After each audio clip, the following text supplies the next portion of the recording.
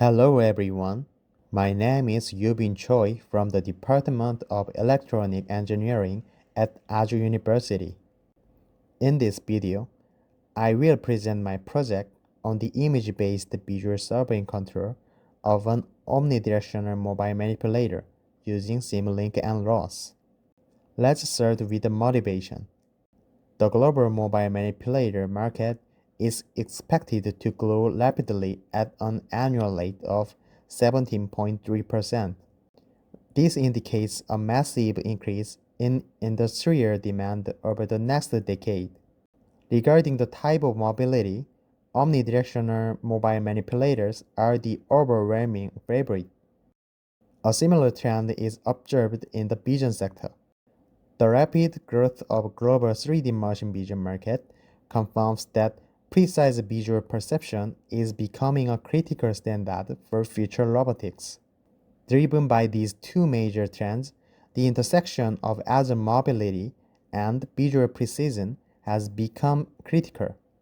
To address this, my project integrates this capability by implementing IBVS control on an actual OMM, validating the technology on real hardware.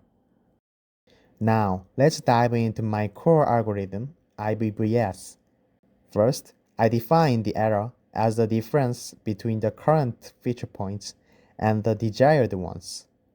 Then, apply this control law to generate the camera velocity, VC.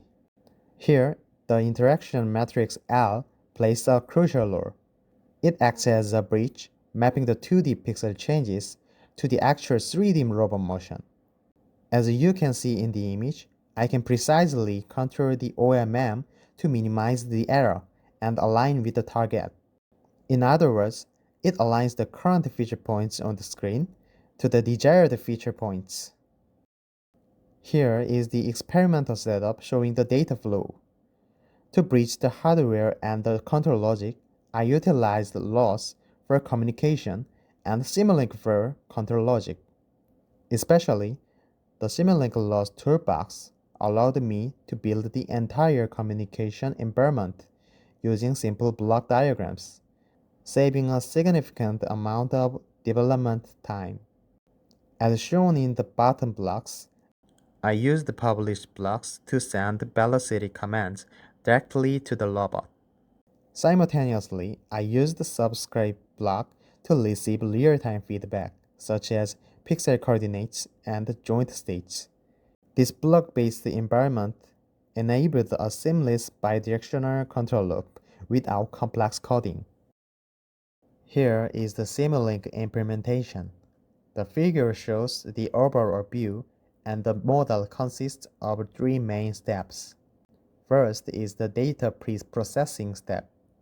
In this step, the system receives pixel coordinates from the arc marker by ROS and normalizes them to obtain 8 feature points. It also subscribes to position topics from the manipulator motors to obtain the current joint angles. The second step is the IBVS controller. This block calculates the required velocities for the camera and the mobile robot, utilizing image Jacobian based on the robot's kinematics. The third step is the command step. It takes the calculated angular velocities from the controller and converts them into ROS messages to drive the 8 motors. Finally, I would like to highlight the simulation rate control block. This block automatically synchronizes the simulation speed with world clock time. Thanks to this feature, I could ensure the real-time performance required for hardware control with just a single block, avoiding complex timing issues. Here is experimental result. The error in the graph represents the normalized feature point error. Please note that the video is played at 3x speed and the actual experiment took 60 seconds. As you can see in the graph, despite the initial error, the error converges to 0 thanks to the IBVS controller. Also, as shown in the video, the OMM approaches the target and fine-tunes its position to the desired view. Once it reaches the steady state, The marker in the camera view aligns perfectly with the desired position. In conclusion, I successfully implemented and verified the IBVS control system on real hardware, going beyond the simulation. Simulink served as a powerful tool for this integration. The ROS toolbox simplified communication, and the late control feature secured critical real-time performance.